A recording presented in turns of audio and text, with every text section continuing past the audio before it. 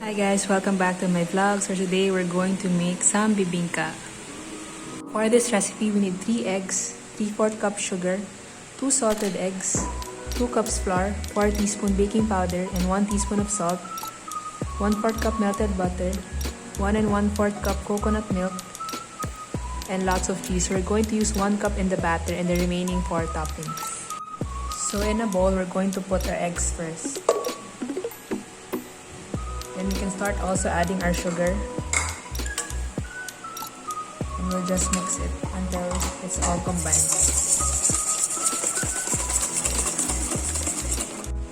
We want to aerate it a little bit so that our bibingka will be fluffy.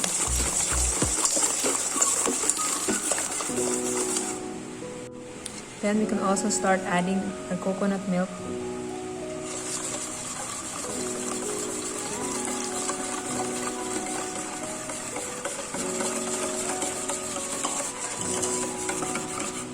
And then when it's all combined, we can now add our dry ingredients slowly.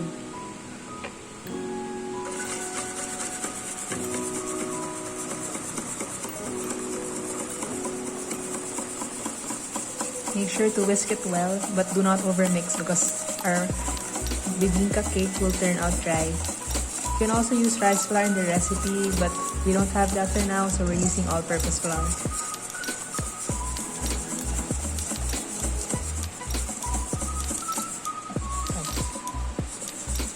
So when the mixture is all combined, you want it a little bit thick like this. You can now add the melted butter.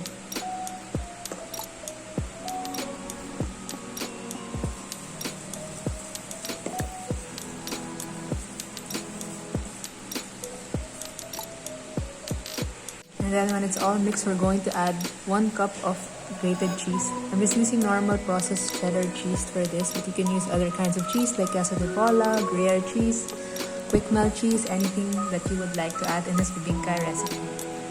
Then we will just slowly mix it again to incorporate the cheese in the batter.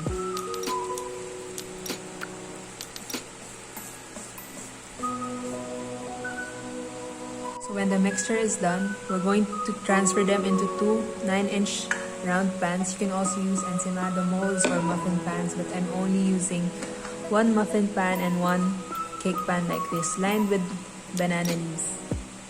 So we just transfer half of the mixture here.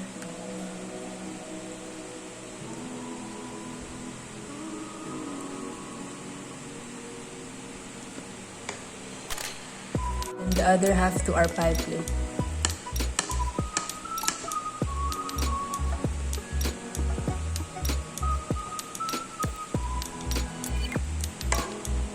And then we're just going to top it with a little bit of cheese. More cheese is more good. And a little bit of salted egg.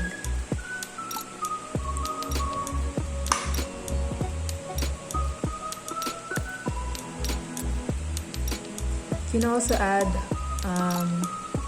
you can also flavor this like with ube or other kinds of. So we're doing the same thing for the other pan. Just top it again with some cheese. I think Katshappyfood would also be so good in this. And some salted egg.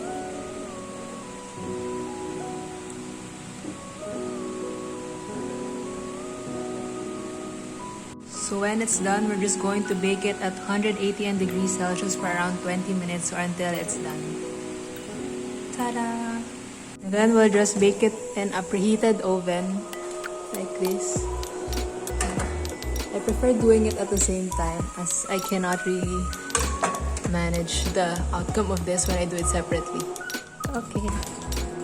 So when your bibingka is done, just broil it for around 5 to 10 minutes to get that brown top. Or you can just use a torch to brown the top of this bibingka. So when it's done, we're just going to put some butter on top like this.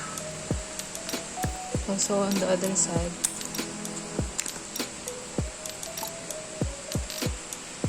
Then just sprinkle it with a little bit of white sugar.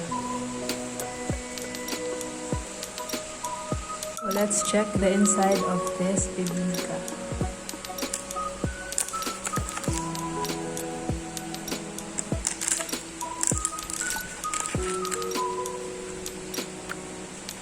Here. It's very soft.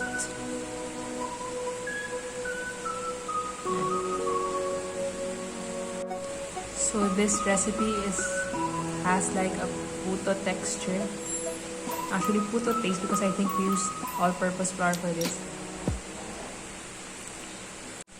You can actually use rice flour to get that authentic bibingka taste.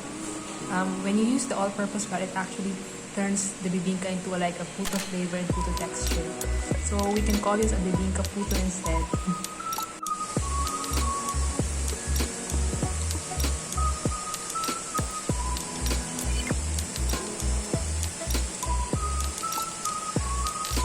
So if you have enjoyed this Bibingka Puto recipe, don't forget to like, share, and subscribe to my YouTube channel. Thank you.